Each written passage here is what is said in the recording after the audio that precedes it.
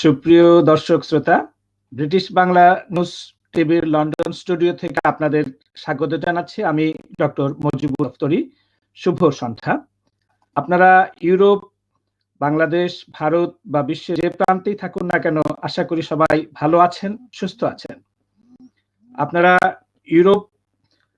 এই অনুষ্ঠান দেখতে পাচ্ছেন ব্রিটিশ বাংলা নিউজ টিভির ফেসবুক লাইভ ও ইউটিউব লাইভ থেকে। আজকের টক শোর বিষয়বস্তু হচ্ছে কোভিড-19 টিকার ঝুঁকি, একজন বাংলাদেশি সুইডিশ বিশেষজ্ঞের ব্যাখ্যা। এ বিষয়ে আপনাদের যদি কোনো প্রশ্ন থাকে তাহলে ফেসবুক ও ইউটিউবের কমেন্ট সেকশনে গিয়ে আপনারা আমাদের অতিথির কাছে সরাসরি প্রশ্ন রাখতে পারেন। আমাদের অতিথি আপনাদের প্রশ্নের উত্তর দেবেন।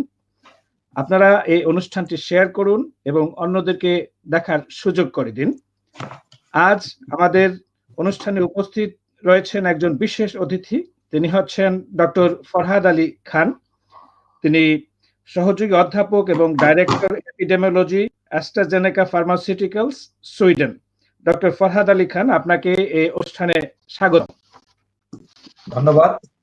আমাকে আমন্ত্রণ জানান, আপনাকে অনেক অভিনন্দন জানাচ্ছি, শুভেচ্ছা জানাচ্ছি এবং দর্শকদের প্রতি আমার শুভেচ্ছা রইল। জি, ধন্যবাদ। ডক্টর খান তার একটা বৈচিত্র্যময় এবং অনেক রিচ প্রফেশনাল ব্যাকগ্রাউন্ড আছে। তিনি ঢাকা মেডিকেল কলেজ থেকে এমবিবিএস পাশ করেছেন, পরে এমপিএইচ করেছেন, master of public health, MSc এবং পিএইচডিও করেছেন। তিনি একজন মহামারী ও জনস্বাস্থ্য বিশেষজ্ঞ। চিকিৎসা বিজ্ঞানী ডক্টর ফরহাদ আলী খান ঢাকা মেডিকেল কলেজ থেকে এমবিবিএস পাশ করার পরবর্তীতে বিশ্বের কয়েকটি বিশ্ববিদ্যালয় থেকে এপিডেমিওলজি, জনস্বাস্থ্য, ফার্মাসিউটিক্যালস মেডিসিনের উপর উচ্চতর শিক্ষা গ্রহণ করেছেন এবং গবেষণা করেছেন। এপিডেমিওলজি ও জনস্বাস্থ্য বিশেষজ্ঞ ডক্টর খান বিগত 25 বছর যাবৎ গবেষণা, শিক্ষকতা করছেন এবং উপদেষ্টা হিসেবে কাজ করছেন বিভিন্ন আন্তর্জাতিক প্রতিষ্ঠানে। ঢাকা মেডিকেলের কলেজের ছাত্র সংসদের সাবেক ভিপি ডক্টর খান সুইডেনের লুন্ড ইউনিভার্সিটি ও ক্যারোলিনস্কা ইনস্টিটিউটে শিক্ষকতা ও গবেষণা করেন। বর্তমানে তিনি অ্যাস্ট্রাজেনেকা ফার্মাসিউটিক্যালসের ডিরেক্টর অফ এপিডেমিওলজি হিসেবে কর্মরত আছেন। প্রিয় দর্শক শ্রোতা, তো আমরা আজকের প্রোগ্রামের মূল পর্বের প্রশ্নে যাওয়ার আগে একটু ব্যাকগ্রাউন্ড বলবো যে আমরা কোন ব্যাকগ্রাউন্ডে আমাদের এই বিশেষ অতিথির সাথে, বিশেষজ্ঞের সাথে কথা বলছি। চীনের উহান শহরে প্রথম কোভিড-19 রোগ ধরা পড়ে 1 বছর আগে। তারপর এই রোগটি মহামারী আকারে ছড়িয়ে পড়েছে সারা বিশ্বে। গ্রীষ্মকালীন সময়ে সংক্রমণ ও মৃত্যুর হার কিছুটা কম থাকলেও এই শীতকালীন সময়ে তা আবার নতুন করে অনেক পরিমাণে বেড়ে গেছে, সেটা ইউরোপ সহ পৃথিবীর বিভিন্ন অংশে। ওয়ার্ল্ডোমিটার্সের স্ট্যাটিস্টিক্স অনুযায়ী বিশ্বে মোট করোনা আক্রান্ত হয়েছেন এ পর্যন্ত 9,29,000 লোক, মৃত্যু 21,23,000, রোগমুক্ত হয়েছেন 7,11,00,000 মানুষ। সবচেয়ে বেশি মৃত্যু হয়েছে যুক্তরাষ্ট্রে 4,25,000, তারপর রয়েছে ভারত, ব্রাজিল, রাশিয়া, যুক্তরাজ্য এবং ফ্রান্স। বর্তমানে নতুন কোভিড-19 সংক্রমণ ও মৃত্যুর সংখ্যা বেড়েই চলেছে যুক্তরাষ্ট্র এবং যুক্তরাজ্যে গতকালকে একদিনে নতুন সংক্রমণ ঘটেছে 33,000 এবং নতুন মৃত্যু হয়েছে 1,348 জনের। আমরা বর্তমানে উন্নত প্রযুক্তির যুগে বসবাস করছি। ডিজিটাল এ যুগে যে কোনো তথ্য মুহূর্তের মধ্যে ইন্টারনেটের মাধ্যমে সারা বিশ্বে ছড়িয়ে পড়ে। মোবাইল ডিভাইসের দ্বারা আমরা একে অপরের সাথে মোরলেস কানেক্টেড আছি। এজন্য আমরা একে অপরকে নিয়ে অধিকতর চিন্তিত। পৃথিবীর সৃষ্টির পর যে কোনো সময়ের তুলনায় আমরা অনেক কানেক্টেড এবং অনেক বেশি চিন্তিত একে অপরকে নিয়ে। সাধারণত কোনো মহামারীর টিকা আবিষ্কার করতে সচরাচর 5 থেকে 10 বছর লেগে যায়, কোথাও কোনো ক্ষেত্রে বা আরো বেশি সময় লাগে।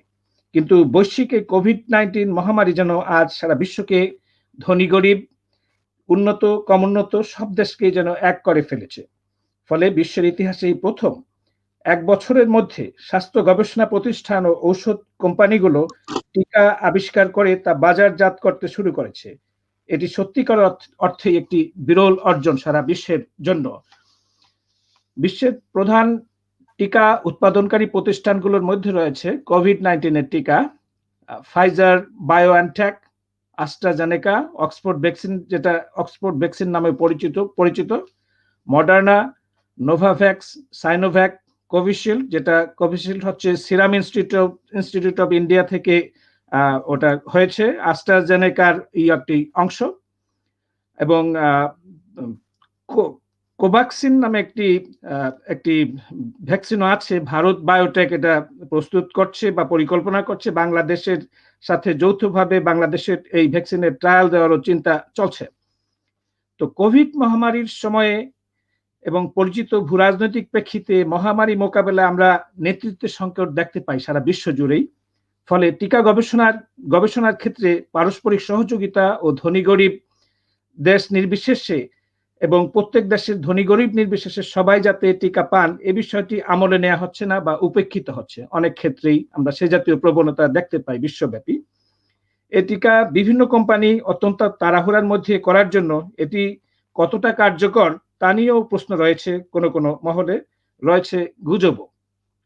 সম্প্রতি নরওয়েতে ফাইজার বায়োএনটেক কোভিড-19 টিকা নেয়ার 6 দিনের মাথায় প্রায় 23 জন ওল্ড কেয়ার হোমের বয়স্ক লোক মারা যান, যা আন্তর্জাতিক মিডিয়ায় অনেক আলোড়ন সৃষ্টি করেছে। এর ফলে বিশ্বব্যাপী করোনা টিকা সম্পর্কে এক ধরনের ভীতি বা সংশয়ের সৃষ্টি হয়েছে। আমরা আজকে আমাদের অতিথি ডক্টর ফরহাদ আলী খানের কাছে আমরা প্রশ্ন পর্বে যাচ্ছি। তার কাছে আমার প্রথম প্রশ্ন হচ্ছে যে নরওয়ের বৃদ্ধাশ্রমের 23 জন বাসিন্দা কোভিড-19 টিকা নেয়ার 6 দিনের মাথায় মারা যান। এই মৃত্যুর কারণ কি টিকা নাকি বার্ধক্য ও ক্রনিক কোনো রোগ? এ বিষয়ে আপনার ব্যাখ্যা কি? ধন্যবাদ। এখানে কয়েকটি কথা আমাদের চিন্তা করতে হবে। যে কোনো ঔষধের পার্শ্ব প্রতিক্রিয়া বা ওষুধ নেওয়ার পর কি হতে পারে। এখন আমরা জানি যে কোভিড-19 যে ভ্যাকসিন, যদিও আপনি বলেছেন যে খুব দ্রুততম সময়ে মাত্র 10 মাসের মাথায় কিন্তু কোভিড-19 ভ্যাকসিন প্রথম ভ্যাকসিন অনুমোদন, ইমার্জেন্সি ইউজার অ্যাক্সেস যেটা, সব অনুমোদন পেয়েছে এবং ব্যবহার শুরু হয়ে গেছে ডিসেম্বর থেকেই। এক্ষেত্রে যে ভ্যাকসিনটির কথা বলা হচ্ছে যে কোমিরনাটি, যেটা আপনার ফাইজার বায়োনটেকের ভ্যাকসিন, এবং এই ভ্যাকসিনটি যখন বয়স্কদের দেওয়া হয়েছিল, বিশেষ করে নরওয়ে এবং আরো বিশ্বের বেশ কয়েকটি দেশে, ইউরোপের কয়েকটি দেশে তাদের মৃত্যুর ঘটনা ঘটেছে। এটি সাধারণত ভ্যাকসিন নেওয়ার পর আমরা যে কোনো মেডিসিন নেওয়ার পরও যেটা বলা হয় যে এদের কিছু সাইড এফেক্ট বা পার্শ্ব প্রতিক্রিয়া থাকে, যেগুলো ক্লিনিক্যাল ট্রায়ালও ধরা পড়ে এবং সেগুলো ওয়ার্নিং হিসেবেও থাকে। অনেক সময় এগুলো কন্ট্রাইন্ডিকেশন বলা হয় যে এই ওষুধটা এরকম দেওয়া যাবে না। এখন নরওয়েতে যেটা হয়েছে যে যারা মারা গিয়েছেন তাদেরকে যখন মারা যায়, যখন যে কোনো ভ্যাকসিন বা ওষুধ নেওয়ার পর সেখানে এগুলো নিয়ে তদন্ত হয়, তদন্তগুলোকে প্রকাশ করা হয়।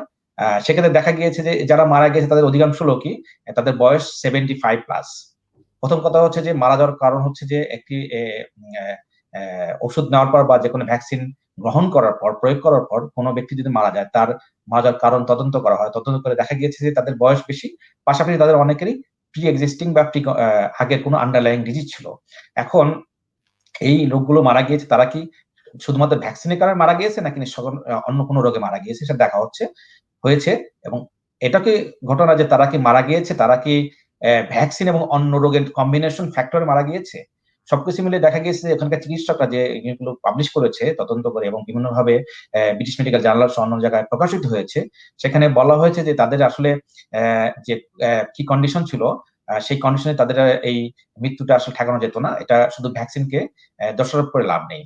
এখন আমাদের এই ভ্যাকসিন নেওয়ার পর আগেও বলা হয়েছিল যে বয়স্কদের দেওয়ার ক্ষেত্রে যাদের অনেক সিভিয়ার ডিজিজ রয়েছে বা আন্ডারলাইং ডিজিজ রয়েছে, তাদের ক্ষেত্রে সতর্কতা অবলম্বন করতে হবে, যাতে তারা যে কোনো ভ্যাকসিন বলেন, যে কোনো ওষুধ বলেন, তাদের এগুলো কিছু সাইড এফেক্ট থাকে, এটা অবধারিত, এটাকে ঠেকানো মুশকিল, কিন্তু এই সাইড এফেক্ট গুলো আমরা বডি এটাকে মেনটেন করতে পারে, ম্যানেজ করতে পারে। কিন্তু অনেক সময় দেখা যায় যারা বয়স্ক হয় তাদের বডি অনেক ফ্র্যাজাইল থাকে এবং ভঙ্গুর থাকে এবং তাদের সেই ক্ষমতা থাকে না, তখন তারা আর সেই অ্যাডভার্স ইভেন্ট গুলো, অ্যাডভার্স রিয়াকশনটাকে প্রিভেন্ট করতে পারে না বা তার এটার এগেইনস্টে ফাইট করে টিকতে পারে না। সেই কারণেই এই মৃত্যুটা আসলে যদিও বেদনাদায়ক, কিন্তু এটা একটা সারা বিশ্বের ভ্যাকসিন ইউজারদের যারা ইচ্ছুক তাদের প্রতি, অথবা যারা ভ্যাকসিন বিরুদ্ধে কাজ করে তাদের জন্য এক ধরনের রং সিগন্যাল দিয়েছে। কিন্তু নরওয়েজিয়ান অথরিটি খুব সুন্দরভাবে এটাকে এক্সপ্লেন করেছে যে এই জন্য ভ্যাকসিন দিয়ে দোষারোপ করা ঠিক হবে না, এখানে অন্যান্য অনেকগুলো কারণ রয়েছে। তা আমি আরো পরবর্তীতে আরো বিস্তারিত বলবো যে ভ্যাকসিনের যে সাইড এফেক্ট নিয়ে আমরা কিভাবে কাজ করি, এটা আমি আরো পরে আসবো। ধন্যবাদ। জি, জি, আপনাকে অনেক ধন্যবাদ। তো করোনা টিকার কি কোনো সাধারণ পার্শ্ব প্রতিক্রিয়া রয়েছে কিনা? আর টিকা নেওয়ার পর সাধারণত কি প্রতিক্রিয়া দেখা যেতে পারে সাধারণ লোকজনের উপরে? ধন্যবাদ।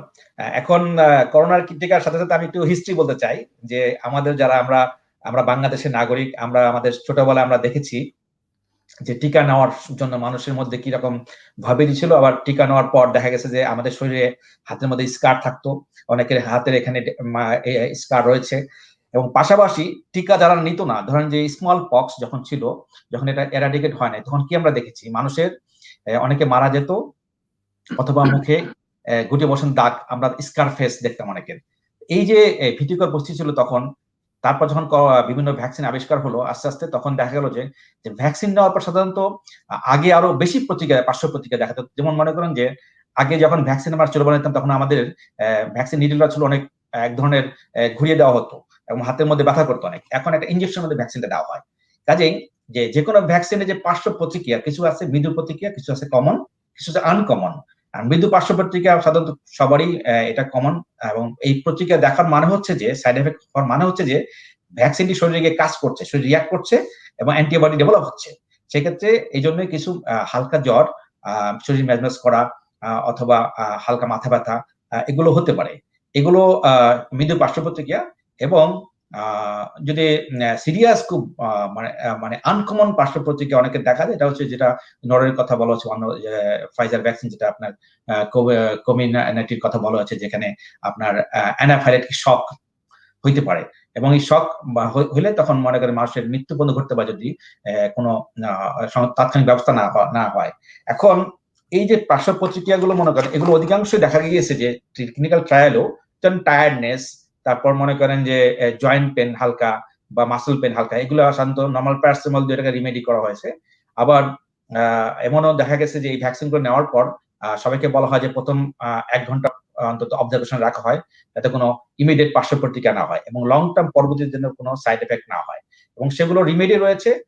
এবং এগুলো মনে হয় যে এগুলো যে আমাদের আজকের তুলনায় যদি আগের দিনের তুলনা করি, যে 70 দশকের দিকে প্রথম দিকে যে ভ্যাকসিন গুলো দেওয়া হতো, আপনারা জানেন যে ইপিআই মাধ্যমে যে ভ্যাকসিন গুলো দেওয়া হয়, বাচ্চাদেরকে যে কি পরিমাণ তাদের সাফার করতে হয়, সে তুলনায় এই কোভিড-19 ভ্যাকসিনের যে পার্শ্ব প্রতিক্রিয়া অত্যন্ত কম। এবং এই প্রতিক্রিয়াগুলো পার্শ্ব প্রতিক্রিয়া বা সাইড এফেক্টের কারণে যে মৃত্যুর সংখ্যা বা যে সিরিয়াস এফেক্ট গুলো, এগুলো কম। আমরা পার্শ্ব প্রতিক্রিয়া বা সাইড এফেক্টের 3 ভাগে ভাগ করি, একটা হচ্ছে মাইল্ড, একটা মডারেট, একটা সিভিয়ার। এখন সিভিয়ার সাইড এফেক্ট খুব রেয়ার, খুব রেয়ার। কারণ মাইল্ড মডারেট যে প্রতিক্রিয়াগুলো রয়েছে, এগুলো সাধারণত অ্যাকসেপ্টেবল লেভেলে থাকে। কাজে এটা নিয়ে কোনো ভীতি সঞ্চারের কোনো কারণ নেই। এবং আমি মনে করি যে যদি এটা আমি পরে আরো বিস্তারিত বলতে চাবো যে আমরা দেখি সাধারণত যে কোনো জিনিসের উপকার এবং বিপদ, কস্ট বেনিফিট বা রিস্ক বেনিফিট, এটা অ্যানালাইসিস করি যে দাঁড়িয়ে পাল্লা পাবেন একদিকে রিস্ক কতখানি এই কোভিড-19 ভ্যাকসিন নিলে। আপনি যদি 100 জন লোকের ভ্যাকসিন নেওয়া হয়, তাহলে 100 জন লোকের মধ্যে 90 জন লোক করোনা আক্রান্ত হলো না। এখন যদি ওই 90 জনের মধ্যে 100 জনের মধ্যে যদি একজনের কোনো সাইড এফেক্ট থাকে সিরিয়াস, সেটা একটা জিনিস। কিন্তু ওই 100 জনের মধ্যে যদি 10 জন বা 20 জন আক্রান্ত হয়, 20 জনের মধ্যে কোনো সিরিয়াস এফেক্ট একজন মারা যায়, তাহলে আপনি দেখেন যে সাইড এফেক্ট নিয়েও আমাদের করোনা ভ্যাকসিন নেওয়া উচিত কি উচিত না। এখানে যদি আমরা ব্যালেন্স করি, রিস্ক বেনিফিট অ্যানালাইসিস করে ব্যালেন্স করি, দেখা যায় যে এটা অনেক উপকারী। ধন্যবাদ। জি, অনেক ধন্যবাদ ডক্টর ফরহাদ। এমন কোন গ্রুপ কি রয়েছে যাদের করোনা টিকা নেওয়া উচিত না স্বাস্থ্যগত বা অন্য কোনো কারণে, এবং কেন? এখানে যেসব ক্লিনিক্যাল ট্রায়াল গুলো প্রকাশিত হয়েছে, অধিকাংশ ক্লিনিক্যাল ট্রায়ালই অ্যাডাল্ট পপুলেশনের উপর, অ্যাবাভ 16 অথবা 18 এবং আপ টু 55 ইয়ার্স এজ, এবং এদের জন্য কোনো অসুবিধা নেই। এরপর এইজিং পপুলেশনের ব্যাপারেও দেখা গিয়েছে, যেমন অক্সফোর্ড ভ্যাকসিন যেটা, সেখানে দেখা গেছে এইজিং পপুলেশনের উপর বেশি ভালো কাজ করে। আবার এখানে 3টা গ্রুপের স্টাডি গুলো খুব বেশি করে করা হয়নি, যেহেতু সময় সংকীর্ণ ছিল এবং হচ্ছে গুলো। তার মধ্যে রয়েছে যে শিশুদের, এবং শিশুদের ব্যাপারে আমি নিজেও পার্সোনালি রিকমেন্ড করি শিশুদের ব্যাপারে, যেটা হচ্ছে যে ইয়াং জেনারেশনের কোভিড-19 আক্রান্ত মানে রিস্কটা কম, তাদের ব্যাপারে এখন স্টাডি হচ্ছে গেল, তাদের ব্যাপারে রিকমেন্ড করা হচ্ছে না আন্ডার 16 পর্যন্ত। এরপর যাদের মনে করেন যে অন্যান্য ধরুন এই যে নরের কথা বললেন যে অ্যালার্জিক রিয়াকশন বর্ণনা করে মারা যেতে পারে, যাদের কোনো প্রিভিয়াস অ্যালার্জিক রিয়াকশনের যে হিস্ট্রি রয়েছে তাদের ব্যাপারে সতর্কতা অবলম্বন করতে বলা হয়েছে। আরেকটা ব্যাপার হচ্ছে ল্যাকটেটিং মাদার, যারা বাচ্চাদের দুগ্ধ পান করাচ্ছেন অথবা প্রেগন্যান্ট ওম্যান অথবা প্রেগন্যান্ট হওয়ার প্ল্যানিং করছেন, তাদের ব্যাপারে একটু সতর্কতা অবলম্বন করতে বলা হয়েছে, যদিও কোনো ডকুমেন্টেড এভিডেন্স নেই। তবে সবকিছুর মূল্য হচ্ছে যে ভ্যাকসিন নেওয়ার পর সবাইকে একটু নিজেদের মধ্যে একটু সতর্কতা অবলম্বন করে থাকতে হবে এবং দেখতে হবে যে তার কোনো মধ্যে পার্শ্ব প্রতিক্রিয়া হচ্ছে কিনা। সেক্ষেত্রে লোকাল ডক্টরদেরকে গাইড দেওয়া হয়েছে যে ডাক্তাররা তাদের রোগীদের ওভারঅল কন্ডিশন দেখে ডিসিশন নেবে। এবং আমি মনে করি সেক্ষেত্রে ডাক্তারদের মনিটরের মাধ্যমে যদি কোনো ভ্যাকসিন না হয়, সেক্ষেত্রে এই 3টা গ্রুপ বাদে সবার মধ্যেই আমার মতে নেওয়া যাবে। কারণ আপনি দেখেছেন যে ইউরোপে প্লাস 94 এজ যারা, তাদের 90 প্লাস তাদেরকে ভ্যাকসিন দেওয়া হয়েছে এবং আল্লাহর রহমতে অনেকেই ভালো রয়েছেন। কাজে এইজ কোনো লিমিট না, এই সবাইকে দেওয়া হচ্ছে। ধন্যবাদ। জি, অনেক ধন্যবাদ ডক্টর ফরহাদ। অক্সফোর্ড অ্যাস্ট্রাজেনেকার করোনা টিকার সম্পর্কে কিছু বলুন। অন্য কোম্পানির টিকাগুলোর সাথে এই কোম্পানির টিকার প্রধান পার্থক্য কি কি?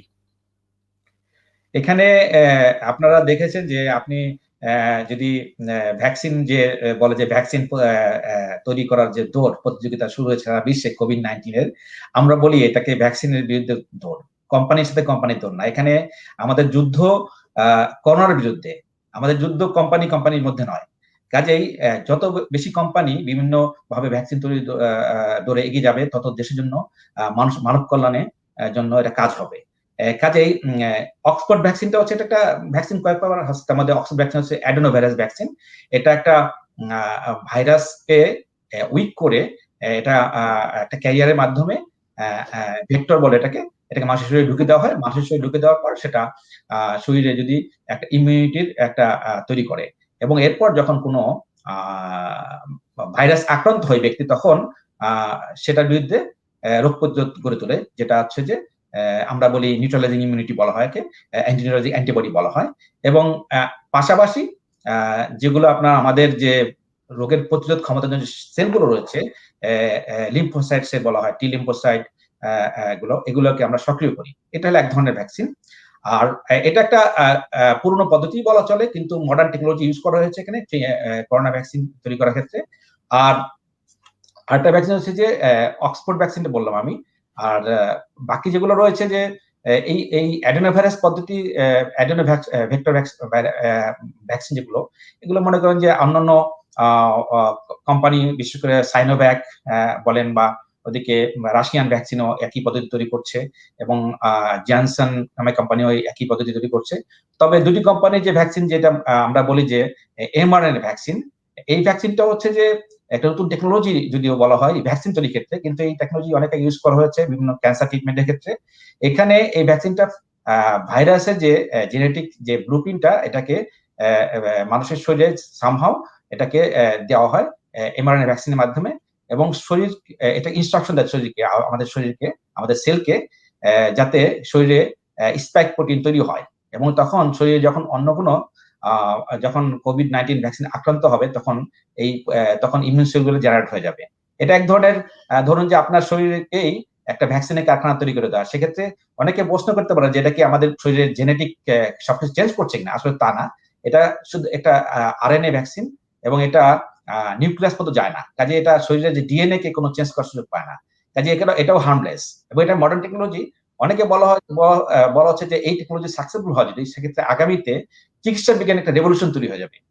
কারণ একটি প্ল্যাটফর্মে আপনি অল্প সময়ে আপনি ভ্যাকসিন তৈরি করতে পারছেন এবং সেক্ষেত্রে আপনি দেখছেন যে আপনি বলেছেন ইতিমধ্যে যে ভ্যাকসিন তৈরি করতে 5 থেকে 7 বছর লেগে যায় এভারেজে এবং অনেক ভ্যাকসিন তৈরি করার প্রসেস গুলো ফেল হয়েছে, কিন্তু এবার দেখা গেছে মাত্র 10 মাসে আমরা ভ্যাকসিন পেয়েছি এবং এটার মূল কারণ হচ্ছে যে টেকনোলজি ডেভেলপ হয়েছে।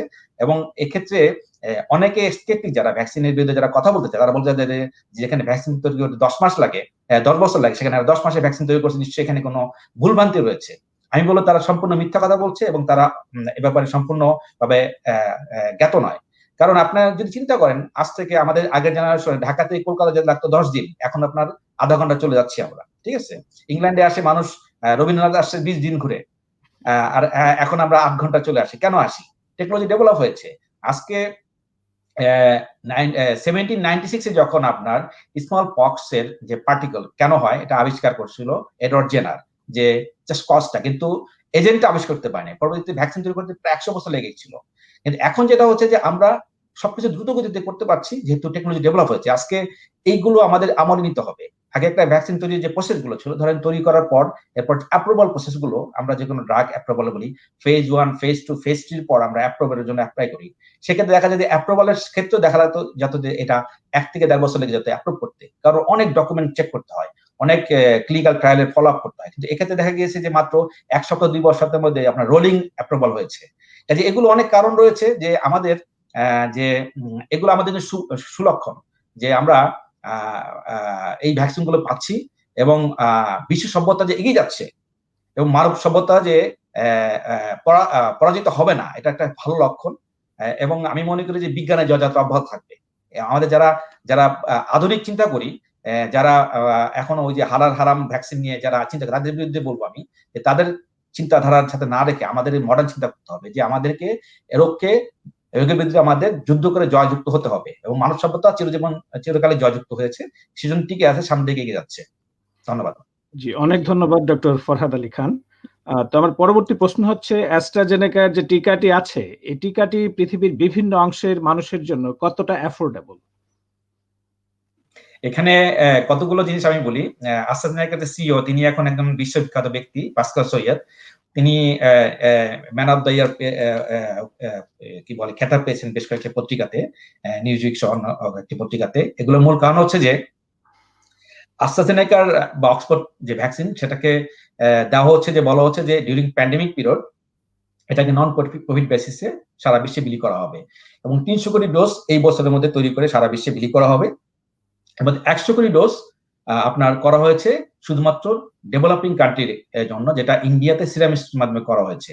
এখানে কয়েকটা জিনিস ক্লিয়ার করা উচিত, যে ইন্ডিয়াতে যে ভ্যাকসিন সিরাম ইনস্টিটিউট তৈরি করা হচ্ছে, যে সিরাম ইনস্টিটিউট হচ্ছে যে বিশ্বের অন্যতম ভ্যাকসিন প্রস্তুতকারী ফ্যাক্টরি তাদের রয়েছে, এবং তারা তৃতীয় বিশ্বের 60% 70% ভ্যাকসিন তারা সাপ্লাই করে। সেখানে ইন্ডিয়া বলে কথা নয়, তাদেরকে WHO এর মাধ্যমে বিভিন্নভাবে তাদেরকে অর্ডার দেওয়া হয়। এখন আস্ট্রাজেনেকার ভ্যাকসিনটা বলা হয়েছে যে এটা অ্যাফোর্ডেবল প্রাইস হবে মাত্র $3 ম্যাক্সিমাম, €2.5 এভাবে দেওয়া হবে। এবং এই কোম্পানি, আমাদের কোম্পানি এই ভ্যাকসিন তৈরির এই সময় করোনা মহামারীর সময় কোনো প্রফিট করবে না তারা এই ভ্যাকসিন দিয়ে। এটা একটা ভালো লক্ষণ, এবং প্রফিট করলেও হয়তো এর দাম অত বেশি পড়তো না।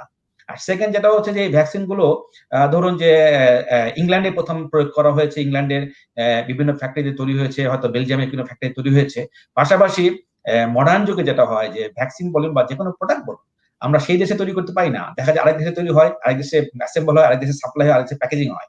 কাজে এই যে ভ্যাকসিন তৈরি হচ্ছে, ইন্ডিয়াতে তৈরি হওয়ার পর বাংলাদেশে ভ্যাকসিনটা যাচ্ছে, এবং আমি মনে করি যে এতে অনেক transport cost, cold chain maintain করার যে ঝামেলাগুলো, এগুলো অনেক সহজে ম্যানেজ করা যাচ্ছে। এখন যদি বলা হয় যে ভ্যাকসিনের ব্যাপারে 6টি ক্রাইটেরিয়া আমরা বলি, যেটা ইম্পর্টেন্ট। একটা হচ্ছে যে এটা কার্যকর হবে, এটাকে আমরা এফিকাসি বলি, মাস্ট থাকতে হবে, এটা আস্ট্রাজেনেকার সব ভ্যাকসিনে রয়েছে। সেকেন্ড হচ্ছে যেটার ইমিউনোজেনিসিটি, কতখানি ইমিউনিটি ডেভেলপ করতে পারে, যে অ্যান্টিবডির কথা বললাম। থার্ড হচ্ছে যে এটার সাইড এফেক্ট আছে কিনা, কি পরিমাণ সাইড এফেক্টের কথা বললাম আমরা, যে মারা গেছে লোক, এবং সাইড এফেক্ট মৃদু কিনা, কত লোক এফেক্ট হতে পারে। এবং ফোর্থ হচ্ছে সাপ্লাই চেন, যেটা কতখানি সাপ্লাই করে। ফিফথ হচ্ছে আপনার ডিউরেশন, কতদিন ইমিউনিটি থাকবে, এটা নিয়ে একটা প্রশ্ন রয়েছে যে কতদিন এটার কার্যকারিতা থাকবে।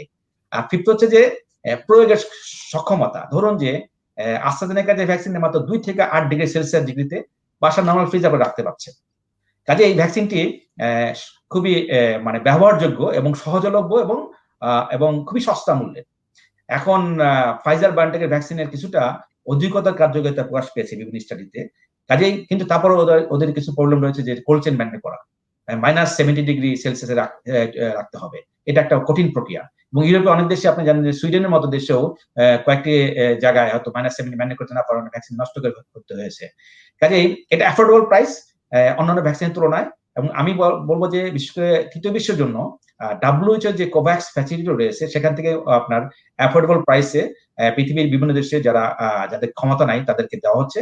আরেকটি কথা, যে আমি যেহেতু বাংলাদেশ আমার মাতৃভূমি, সেক্ষেত্রে বাংলাদেশের কথা বলবো। বাংলাদেশের কথা শুনেছেন যে আপনারা, যে ইন্ডিয়া থেকে অলরেডি 20 লক্ষ ভ্যাকসিন উপহার হিসেবে এসেছে। 20 লক্ষ ভ্যাকসিনের দাম কত? মাত্র 60 কোটি টাকা হবে। এটা খুব বেশি না, কিন্তু এটা সিম্বল। যে বাংলাদেশ সরকারের কিন্তু সক্ষমতা রয়েছে নিজস্ব অর্থায়নে এই ভ্যাকসিন কিনে সবাইকে দেওয়ার, যদি ভ্যাকসিনের দাম $3 থেকে $5 হয়। কাজে আমি মনে করি এটা অ্যাফোর্ডেবল, এবং আমি মনে করি যে এটা অ্যাফোর্ডেবল না শুধু, এটা কস্ট এফেক্টিভ।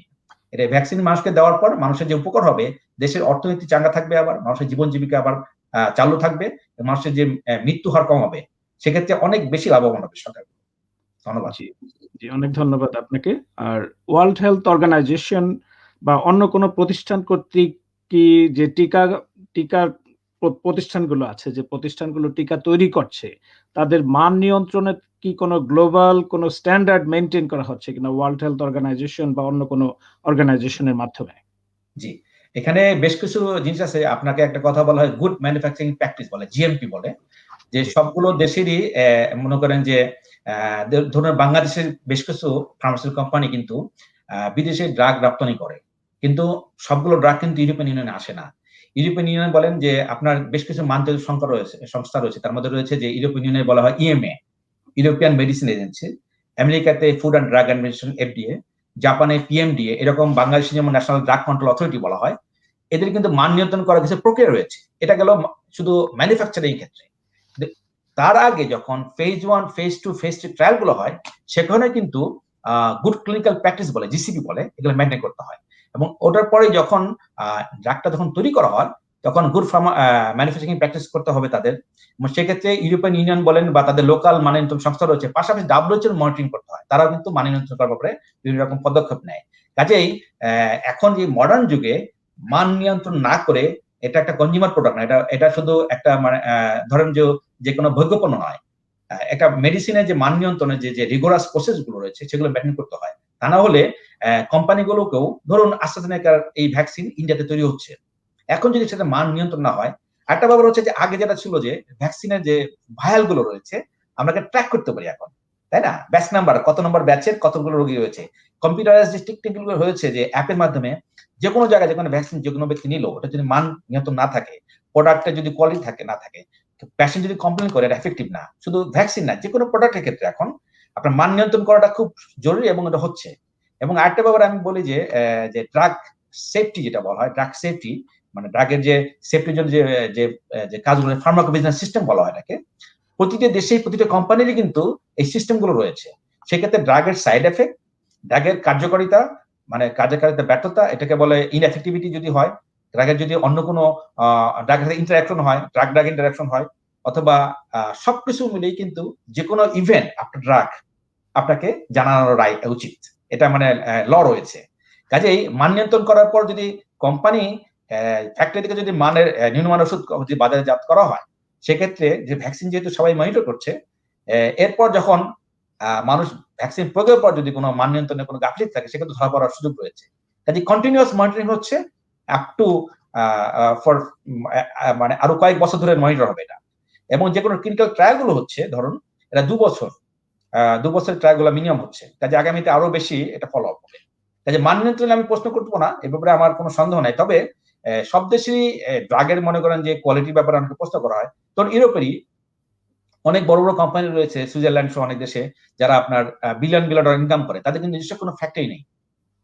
তারা ড্রাগের ফর্মুলা অন্য একটা দেশে দিচ্ছে, তাদের ফ্যাক্টরি তৈরি হচ্ছে, আবার তারা বাজারজাত করছে, জাস্ট গার্মেন্টস প্রোডাক্টের মতো হয়ে গেছে। কারণ সেখানে কিন্তু মান নিয়ন্ত্রণ হয়। আপনি জানেন তো, বাংলাদেশে প্রতি বছর বিলিয়ন ডলার বাংলাদেশ ইনকাম করছে গার্মেন্টস সেক্টরে, কিন্তু সেখান থেকে বিদেশি ইউরোপিয়ান যাচ্ছে, গিয়ে প্রতিটা ফ্যাক্টরি মান নিয়ন্ত্রণ দেখছে। ঠিক তেমনি ড্রাগের একই অবস্থা। এখানে রেগুলার ভিজিট হচ্ছে, প্রতিটা ক্ষেত্রে ভিজিট হচ্ছে, এবং সেটাকে ফলো করা হচ্ছে। এখানে বিভিন্ন রকম মানদণ্ডগুলো ফলো করা হচ্ছে না, বিভিন্ন ইন্ডিকেটর ফলো করছে, সেগুলো রেগুলার এটা নিয়ে এভালুয়েশন হচ্ছে। কাজে এই ব্যাপারে আমি আগের থেকে অনেক উন্নত অবস্থা আমাদের সারা বিশ্বেই বলবো আমি। ধন্যবাদ। জি, আপনাকে ধন্যবাদ। তো ক্লিনিক্যাল ট্রায়াল, টিকা আবিষ্কার এবং টিকা প্রস্তুতকরণ এবং বাজারজাত করার পুরো যে প্রক্রিয়াটা আছে, এই প্রক্রিয়া সম্পর্কে যদি আপনি আমাদের দর্শক শ্রোতাদের উদ্দেশ্যে একটু কিছু বলতেন।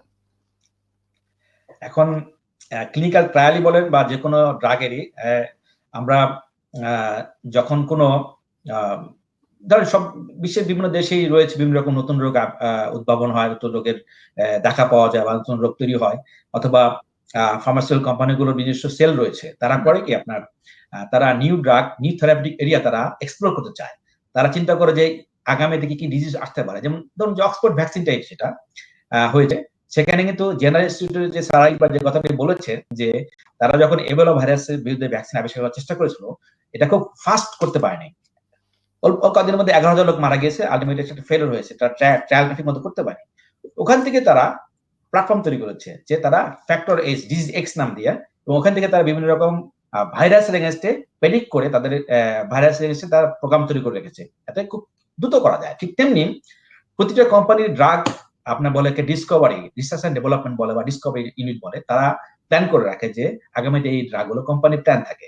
সেক্ষেত্রে কোম্পানিগুলো তাদের ফেজ 1 ধরুন যে তার আগে প্রিক্লিনিক্যাল ট্রায়াল গুলো করে, সেখানে দেখা যায় যে কোন কোন টার্গেট করা হয়, যে কোন কোন মলিকুল গুলো ড্রাগের জন্য ক্যান্ডিডেট হতে পারে, ক্যান্ডিডেট মলিকুল। এরপর তারা অনেকগুলো হাজার হাজার মলিকুল ট্রাই করার পর হয়তো একটা দুটাকে বা তিনটাকে ট্রাই করে, এরপর তারা ফেজ 1 এ চলে যায়। এরপর তারা ধরুন ট্রাই করার পর তারা কিছু অ্যানিমাল টেস্টিং করে, প্রিক্লিনিক্যাল টেস্ট গুলো।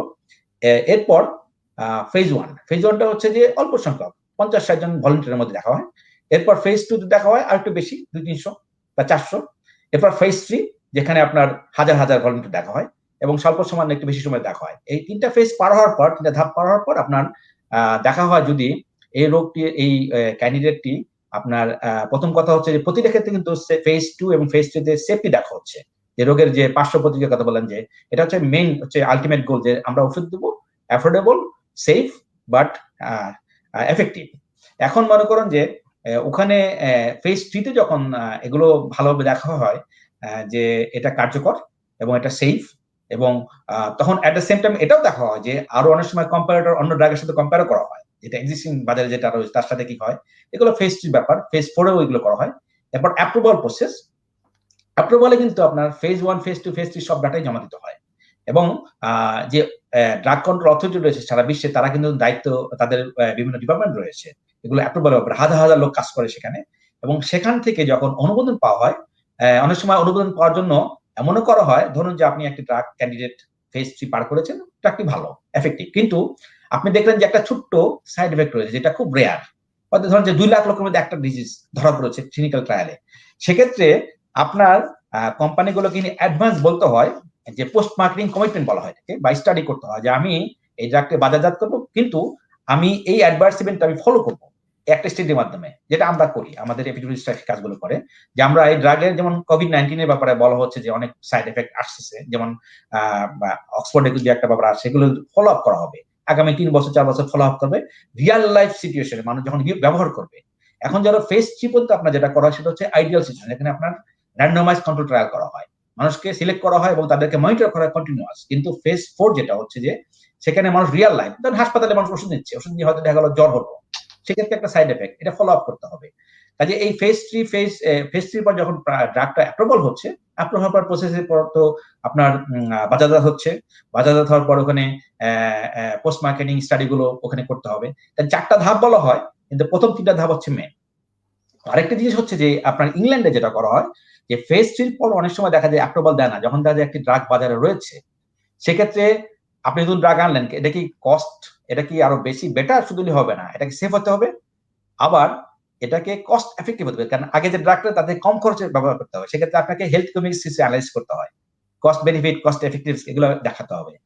এইগুলোর পরই যখন এক ড্রাগ বাজারে আসার পর ওটা আলটিমেটলি কোনো ড্রাগ ব্লকবাস্টার হয়, আবার কোনো ড্রাগ হয়তো অতটা সাকসেসফুল হয় না। আবার আরেকটা প্রবলেম রয়েছে, অনেক ড্রাগই আপনার ব্লকবাস্টার হয়ে বিলিয়ন বিলিয়ন ডলার আয় করেছে, কিন্তু দেখা হঠাৎ করে একটা সাইড এফেক্ট ধরা পড়লো, এবং তখন ড্রাগের বিরুদ্ধে অ্যাকশন নেওয়া হয়, এবং অনেক ড্রাগ উইথড্র হয়েছে। আপনারা হয়তো জানেন যে একটা ড্রাগের নাম ভিওক্স, বিলিয়ন বিলিয়ন ডলার ইনকাম করেছে, কিন্তু তাদেরকে কয়েকশো মিলিয়ন ডলার আপনাদেরকে ড্যামেজ দিয়ে বাজার থেকে উইথড্র করতে হয়েছে।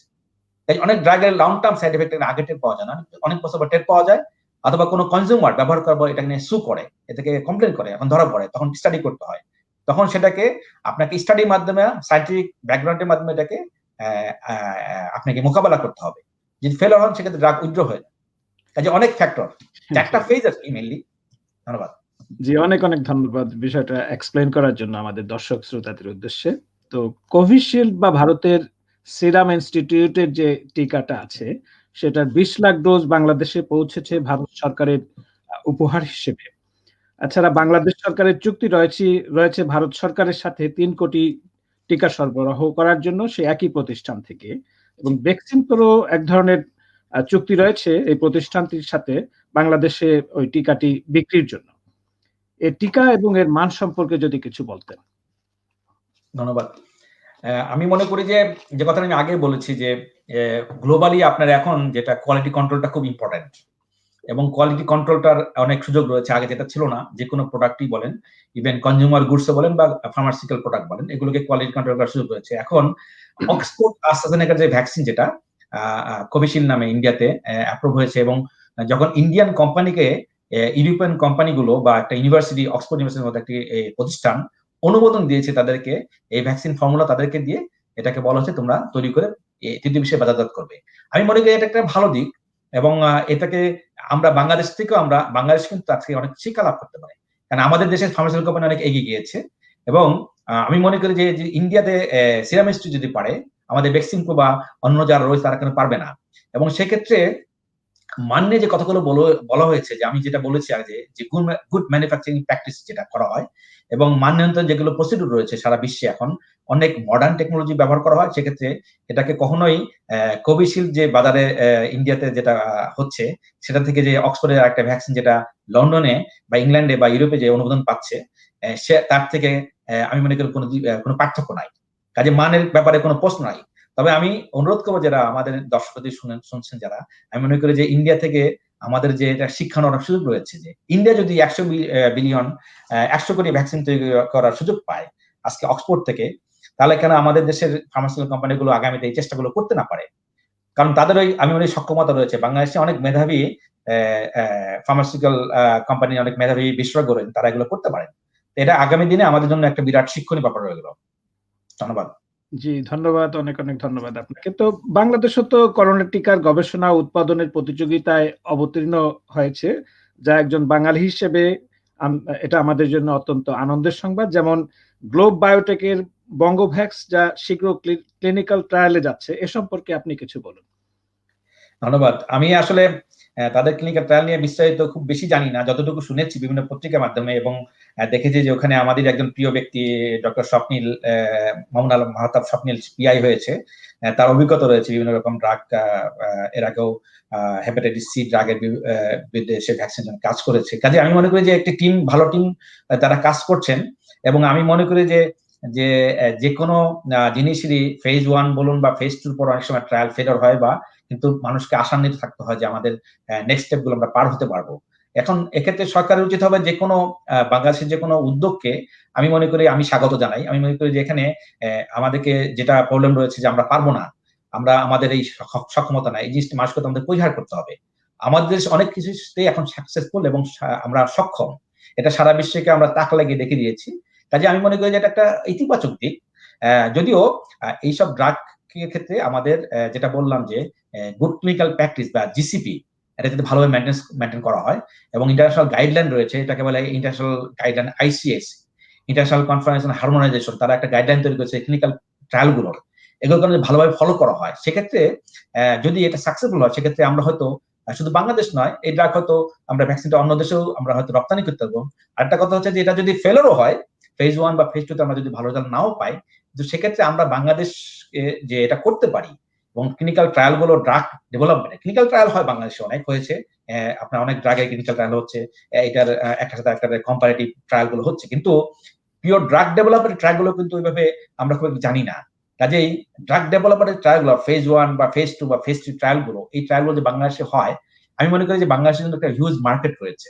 আজকে আমরা গার্মেন্টস এর উপর নির্ভরশীল, আগামীতে বিশ্বে কিন্তু ফার্মাসিউটিক্যাল কোম্পানির যে প্রোডাক্ট, যেটা এটা বাংলাদেশ সরকার যদি উদ্যোগ নেয়, আমি মনে করি যে বিশ্বে এটা একটা আমাদের জন্য নেক্সট এইটাই হবে অন্যতম মূল এক্সপোর্ট প্রোডাক্ট। আর একটা কথা বলি যে ক্লিনিক্যাল ট্রায়াল হচ্ছে বলে গ্লোবালি বিরাট মার্কেট, এটা বিলিয়ন বিলিয়ন ডলারের মার্কেট। ইন্ডিয়াতে অনেক কোম্পানি আপনার ইন্ডিয়াতে ক্লিনিক্যাল ট্রায়াল করছে। আবার শুধু ক্লিনিক্যাল ট্রায়াল, শুধু ফেজ 1 ফেজ 2 ফেজ 3 কথা বললাম না, আমি বললাম ফেজ 4 ড্রাগ মার্কেটে যাওয়ার পর যে ট্রায়াল গুলো হয়, পোস্ট মার্কেটিং ট্রায়াল গুলো, সেগুলো কিন্তু অনেক দেশে হচ্ছে। কিন্তু বাংলাদেশে যদি এগুলো করতে পারে, এবং বাংলাদেশে এখন ডিজিটালাইজেশন হয়েছে, মানুষের ডাটাবেস তৈরি হয়েছে, এগুলো কিন্তু সারা বিশ্বে, যেমন আমাদের কোম্পানি বলুন, যে কোনো ফার্মাসিউটিক্যাল বিলিয়ন বিলিয়ন ডলার ব্যয় করে শুধু এই ডাটা কেনার জন্য। রোগীর পেশেন্ট ডাটা কেনার জন্য, যেগুলো নিয়ে আমরা গবেষণা করি আগামীতে ফার্দার বেটার ট্রিটমেন্ট অথবা বেটার ভাবে রোগীকে সার্ভ করা যায় কিনা। যে বাংলাদেশের উচিত হবে এই সুযোগগুলো কাজে লাগানো, এবং আমি এটাকে ইতিবাচক হিসেবে দেখি। আমি তাদেরকে অভিনন্দন জানাই এবং আমি মনে করি যে হয়তো তারা সাকসেসফুল হলে আমার জন্য গৌরবের বিষয় এটা মনে করি। ধন্যবাদ। জি, অনেক অনেক ধন্যবাদ আপনাকে হোপফুল নোট দেওয়ার জন্য। তো বাংলাদেশে কোভিড-19 টিকা ব্যবস্থাপনায় বাংলাদেশ সরকার, বেসরকারি খাত এবং চ্যারিটি সেক্টর এর লিডারদের প্রতি আপনার কি কোনো বিশেষ পরামর্শ রয়েছে যাতে টিকার ব্যবস্থাপনাটা আরো বেটার হতে পারে, সবার জন্য লাভজনক হতে পারে?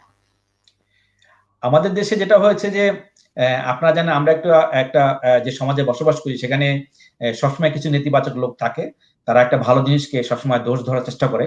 যখন কোভিশিল্ড বা টিকা ইন্ডিয়া থেকে আসার ব্যাপারে একটু দোদুল্যমান ছিল, তখন কিন্তু তারা হইচই শুরু করলো। এবার যখন কোভিড-19 এর টিকা আসলো, এখন তারা বলছে যে এটা নিম্নমানের জিনিস। আপনি প্রশ্ন করেছেন হয়তো যে এই ধরনের অনেকে বলছে, অনেকে আবার প্রশ্ন করছে হালাল হারামের কথা বলা হচ্ছে।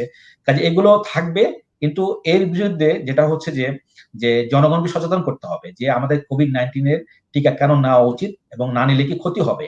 এভাবে সচেতনের জন্য আমি মনে করি যে আপনি যেটা বললেন যে সামাজিক ব্যক্তিত্ব রয়েছে বা ভলান্টিয়ার যারা রয়েছে স্বেচ্ছাসেবী, তাদেরকে আরো উদ্বুদ্ধ করতে হবে। এবং এখন যেটা প্ল্যান করা হয়েছে যে বাংলাদেশের যে কোভিড-19 টিকা দেওয়ার যে কর্মসূচি, এটা বিশ্বের অন্যতম বৃহৎ কর্মসূচি হবে।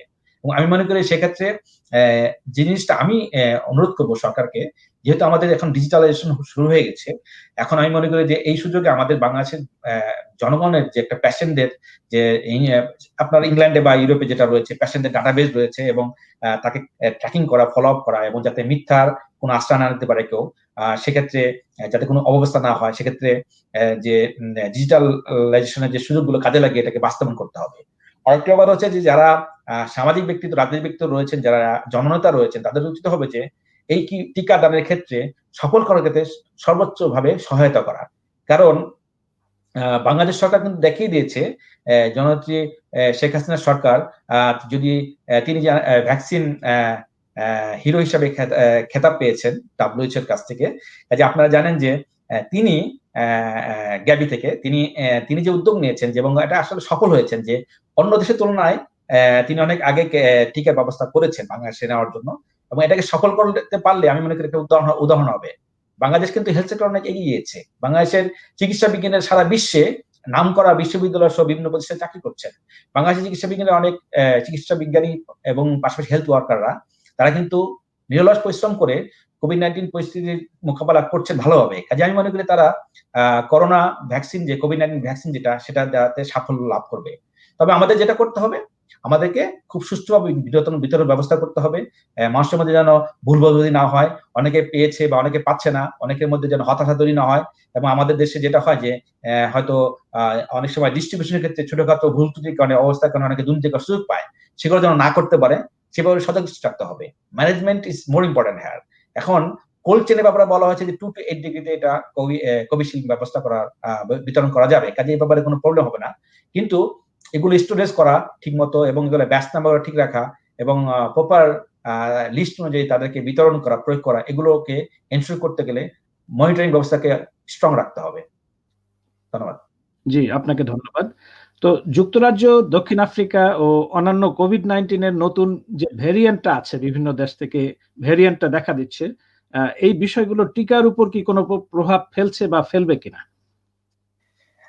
এ ব্যাপারে যে যুক্তরাজ্যে বিশেষ করে, যেহেতু এখানে অলরেডি 2টো ভ্যাকসিন, আপনার কোভিড-19 এর 3টে ভ্যাকসিন এখন সারা ইউরোপীয় ওয়ার্ল্ডে, মডার্না এবং ফাইজারের এবং অক্সফোর্ড অ্যাস্ট্রাজেনেকা, 3টি ভ্যাকসিনের যে যারা সিনিয়র বিশেষজ্ঞ, তারা কিন্তু এগুলো দেখেছেন, এবং তাদের কথা হচ্ছে যে এই যে চেঞ্জ গুলো হচ্ছে, সেটা আমাদের যে ভ্যাকসিনের যে কার্যকারিতাতে কোনো এফেক্ট করছে না।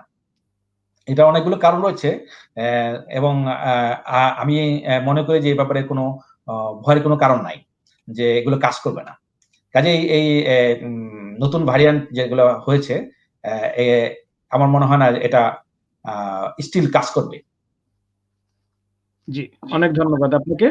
তো কোভিড-19 মোকাবেলায় দর্শক শ্রোতাদের প্রতি আপনার কোনো বিশেষ পরামর্শ আছে কি?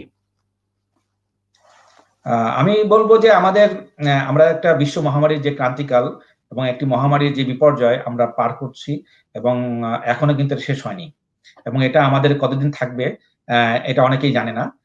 আমরা দেখেছি আমাদের হয়তো অনেক প্রিয়জনের মৃত্যু দেখেছি, অনেকেই কোভিড-19 আক্রান্ত হওয়ার পর অনেকদিন ভুগেছেন, অনেক কষ্ট করেছে, এবং পরবর্তী পোস্ট কোভিড সিনড্রোম গুলোতেও তাদের অনেক সমস্যা হচ্ছে।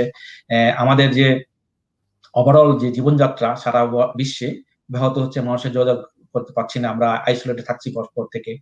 এই পরিস্থিতি মোকাবেলার জন্য আমাদেরকে চিন্তা করতে হবে, আমাদেরকে একটু হলো সোল সার্চিং করতে হবে, আমাদেরকে আত্মকেন্দ্রিক চিন্তা করতে হবে যে আমরা কি করতে পারি একজন ব্যক্তি হিসাবে।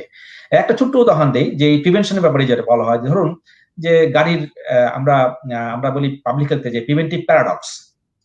ধরেন যে গাড়িতে আমরা সবাই ড্রাইভিং করার সময় কিন্তু গাড়িতে আমরা সিট বেল্ট ইউজ করি, একসময় ছিল না এটা। এখন সিট বেল্ট ইউজ না করলে আপনি হয়তো অ্যাক্সিডেন্ট হবে না আপনার, কিন্তু হতে পারে। ঠিক তেমনি দেখা যায় যে সিট বেল্ট প্রতি বছর যে পরিমাণ লোক মারা যায়, এখন কিন্তু সিট বেল্ট সবাই 100% লোক ইউজ করছে ইউরোপে, বাধ্য। সেখানে কিন্তু সবাই কিন্তু সিট বেল্ট ইউজ করছে, কিন্তু মারা যাচ্ছে অল্প কিছু লোক। আমরা অল্প কিছু লোকের মৃত্যু প্রিভেন্ট করার জন্য সবাই কিন্তু একটা নিয়ম মানতে বাধ্য হচ্ছি, যারা সিট বেল্ট ইউজ করে। উদাহরণ দিলাম। ঠিক তেমনি কোভিড-19 হয়তো আপনাকে আমাকে আক্রান্ত করবে না, কিন্তু আমার একজন পাশের বাড়ির ব্যক্তিকে আক্রান্ত করবে, আমার বন্ধুকে আক্রান্ত করবে, আমার ভাইকে আক্রান্ত করবে, আমার আত্মীয়কে আক্রান্ত করবে, আমার প্রবীণ আত্মীয়দের আক্রান্ত করবে, আমার হয়তো সমাজকে আক্রান্ত করবে। সেক্ষেত্রে আমাদের উচিত হবে যে ভ্যাকসিনের যে পজিটিভ যেটা জিনিসগুলো, হেজিটেন্সি যেটাকে বন্ধ করতে হবে, ভ্যাকসিনের প্রতি পজিটিভ থাকতে হবে। ভ্যাকসিন নেওয়ার সুযোগ পেলে আমাদের নিতে হবে। প্রতিটি দেশে যারা ভ্যাকসিন নেওয়ার জন্য সুযোগ পাচ্ছেন, আমি মনে করি তারা আপনার সুযোগটা নেন। এবং ভ্যাকসিনের যে কার্যকারিতার ব্যাপারে প্রশ্ন থাকতে পারে, কিন্তু বা এটার যে পার্শ্ব প্রতিক্রিয়া, ওভারঅল এটা আমার জন্য বেনিফিশিয়ারি হবে, আমার জন্য লাভজনক হবে, আমার ব্যক্তিগত স্বাস্থ্যের জন্য লাভ হবে, আমার সমাজের এবং আমাদের দেশের জন্য। আর দ্বিতীয় যেটা হচ্ছে যে ভ্যাকসিন নেওয়ার পাশাপাশি আমাদের চেষ্টা করতে হবে যে আমরা যেন এখনো যে হাইজিন গুলো মেনটেন করা, যেগুলো বলা হয়েছে স্বাস্থ্য সুরক্ষা মেনটেন করার যে কথা বলা হয়েছে, এগুলো আমরা কন্টিনিউয়াস মেনটেন করি। কারণ তা না হলে একটা রিস্ক আছে যে আমাদের হয়তো এই কোভিড-19 আরো একটা বছর হয়তো থাকতে পারে। টোটাল নির্মূল হওয়ার হাত পর্যন্ত আমরা দুটোই মেনটেন করি, ভ্যাকসিন এবং কন্টিনিউয়াস হেলথ, যেটা আর কি স্বাস্থ্য সুরক্ষা যেটা আমরা মেনটেন করি। আমি এটাই বলবো। আর সবাইকে পজিটিভ থাকতে হবে। আমরা যে একটা কঠিন সময় পার করছি, এখানে নিজের মানসিক স্বাস্থ্য ঠিক রাখা একটা কঠিন ব্যাপার। পাশাপাশি অন্যান্য যে রোগ বালাই রয়েছে, ক্রনিক ডিজিজ মনে করেন হার্ট ডিজিজ বা অন্যান্য রোগ রয়েছে, তাদের এগুলো বাসা বাঁধে। কারণ আমরা এখন একটা ঘরে বন্দি অবস্থায় জীবনযাপন করি। সেক্ষেত্রে আমাদের যে কাজগুলো, আমাদের যে ফিজিক্যাল এক্সারসাইজ করা, ঠিকমতো প্রপার ফুড হ্যাবিট মেনটেন করা, এবং পজিটিভ থাকা, এগুলো আমাদের মেনটেন করতে হবে অবশ্যই ভ্যাকসিনের পাশাপাশি। জি, জি। আপনাকে অনেক ধন্যবাদ। আপনার কাছে এখন সর্বশেষ প্রশ্ন আমি করব, সেটি হচ্ছে যেসব ছাত্রছাত্রী বা যুবক-যুবতী ভবিষ্যতে চিকিৎসক হতে চান বা বায়োটেকনোলজিতে লেখাপড়া ও উচ্চতর গবেষণা করতে চান, তাদের উদ্দেশ্যে আপনার কি কোনো পেশাগত পরামর্শ আছে কিনা? ধন্যবাদ। আমি সবাইকে একটা কথা বলবো যে আমাদের দেশে যেটা হয়, ছোটবেলা থেকে সবাইকে বলা হয় তোমাকে ডাক্তার হতে হবে, তোমাকে ইঞ্জিনিয়ার হতে হবে, এবং এটাকে জোর করে অনেকে চাপিয়ে দেওয়া হয়। আমি মনে করি যে প্রতিটি ছাত্রীর চিন্তা করতে হবে যে সে কোন সাবজেক্টে বা কোন দিকে সে তার ইন্টারেস্ট রয়েছে, যেটাকে সে নিজের একটা ইন্টারেস্ট গ্রো করতে পারে বা এটাকে প্রয়োগ করতে পারে। মানুষের যে মোটিভেশন একটা ফ্যাক্টর। এরপর যারা পাস করেছে, আমি বলবো যে বাংলাদেশ থেকে যারা, আমি যেহেতু প্রবাসে থাকি, সুইডেনে থাকি এবং আপনিও ইউরোপে আছেন, মানে তাদের এখানকার পার্সপেক্টিভ বলবো, যদি বাইরে এসে উচ্চশিক্ষা লাভ করতে, তাদের উচিত হবে মেডিকেল সায়েন্সে যারা ধরেন ডাক্তারি অথবা বায়োমেডিক্যাল সায়েন্সে যারা পাস করবেন, তাদের উচিত হবে যে বাইরে যদি তাদের পড়াশোনা বা ক্যারিয়ার তৈরি করতে চায়, তাদের উচিত হবে যে এখানে কোনো মাস্টার্স কোর্সে ভর্তি হওয়া ইনিশিয়ালি। এবং এখানে বিভিন্ন দেশে এখন স্কলারশিপের সুযোগ কমে গেছে যদিও, কিন্তু তারপরও সুযোগ রয়েছে, স্কলারশিপ পাওয়া যায় অনেক সময়। পাশাপাশি প্রতিটি দেশে এখন ওয়ার্ক পারমিটের কিছু ব্যবস্থা রয়েছে, টিচিং অ্যাসিস্ট্যান্টের ব্যবস্থা রয়েছে। এগুলো করে যদি ইউরোপে যদি একটা ডিগ্রি নেওয়া যায় বা আমেরিকাতে, সেক্ষেত্রে এইসব দেশের চাকরিগত সুবিধা রয়েছে অনেক। আর সেকেন্ড হচ্ছে ক্যারিয়ারের ব্যাপার বলছি, যে আমি চিকিৎসা বিজ্ঞানে পড়াশোনা করে কিন্তু আমি হয়তো এখন ফার্মাসিউটিক্যাল কোম্পানি চাকরি করছি, এবং আমাদের কোম্পানিতে দেখা গিয়েছে যে প্রচুর ডাক্তার কিন্তু এখন ফার্মাসিউটিক্যাল মেডিসিন চাকরি করে। কাজেই ক্যারিয়ার কিন্তু অনেক ব্রড, বাইরে যারা রয়েছে যে একজন ব্যক্তি একটি সাবজেক্ট পাস করে ক্যারিয়ারকে অন্যদিকে ডেভেলপ করার সুযোগ পাচ্ছে এবং সেই সুযোগকে সদ্ব্যবহার করছে। কাজে আমি মনে করি সবাইকে যদি এখন যেহেতু টেকনোলজির যুগ, এখন ডিজিটাল বাংলাদেশের যুগ, আপনার যে কোনো সময় যে কোনো দেশের বড় বড় টিচার যারা নাম করা প্রফেসর তাদের সাথে যোগাযোগ করতে পারছেন, তাদের সঙ্গে যোগাযোগ করবেন এবং সেক্ষেত্রে তাদের সাথে যোগাযোগ করার পর কোনো ইউনিভার্সিটি কোনো কোর্সে ভর্তি হতে পারলে এখানে কোনো এক বছরের মাস্টার্স কোর্স বা 2 বছরের মাস্টার্স কোর্সে ভর্তি হওয়ার পর যদি এখানে আসা যায়, সেক্ষেত্রে আমি মনে করি সেক্ষেত্রে ক্যারিয়ার কন্টিনিউ করা যায়। এবং আমি মনে করি সুইডেন সহ অন্যান্য দেশে এখন যারা ডাক্তার আসছেন তাদের অধিকাংশই এখানে তাদের ক্যারিয়ার ফুলফিল করতে পারছেন, পরবর্তী তারা এখানে কাজ করতে পারছেন ডাক্তার হিসেবেও, যারা চাচ্ছেন যে ক্লিনিক্যাল কাজ করতে। এছাড়া যদি ইউনিভার্সিটি থেকে মাস্টার ডিগ্রি বা অন্য কোনো ডিগ্রি বা পিএইচডি বা গবেষণা কাজ করা, তাদের তো অনেক সুযোগ রয়েছে। আমি মনে করি এখন ইউরোপে স্কিলড ওয়ার্কার বা শিক্ষিত কর্মসংস্থানের অনেক সুযোগ রয়েছে। এবং আমি মনে করি আপনি নিজেও মোটিভেশনাল স্পিকার, আপনি জানেন যে এখানে অনেক সুযোগ রয়েছে। আমি মনে করি বাংলাদেশের মানুষের সুযোগ নেওয়া উচিত। আমি যখন যে কোনো সেমিনার সিম্পোজিয়ামে যাবো, কোনো কাজ করি, আমি বেশ কয়েকটা কোম্পানিতে কাজ করেছি ইউরোপের, আমি দেখেছি যে আমাদের সাথে যেখানে যাই একজন দুজন ইন্ডিয়ান পাই, যারা বিভিন্ন রকম উচ্চ পদে রয়েছে। আমার টিমে রয়েছে 2 জন ইন্ডিয়ান।